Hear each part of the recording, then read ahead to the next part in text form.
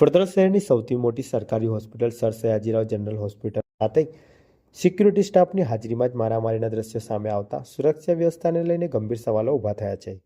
મળતી માહિતી મુજબ હોસ્પિટલ પરિષદમાં કોઈ બાબતે બે પક્ષ વચ્ચે બોલાચાલી થતાં વાત હાથાપાઈ સુધી પહોંચી હતી. ઘટના સ્થળે સિક્યુરિટી સ્ટાફ હાજર હોવા છતાં પરિસ્થિતિ કાબૂમાં લાવવામાં વિલંબ થયો હોવાના આક્ષેપો ઉઠી રહ્યા છે. દર્દીઓ અને તેમના સગાઓની ભારે અવરજવર રહેતી આ મોટી હોસ્પિટલમાં ચુસ્ત સુરક્ષા હોવા છતાં આવી ઘટના બનતા જવાબદાર કોણ તેવો પ્રશ્ન લોકોમાં ચર્ચાનો વિષય બન્યો છે. હાલ ઘટનાની તપાસ શરૂ કરવામાં આવી હોવાનું જાણવા મળે છે.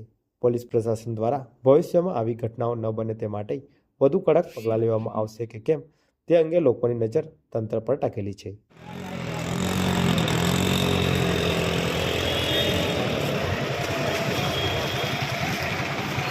બરાબર છે.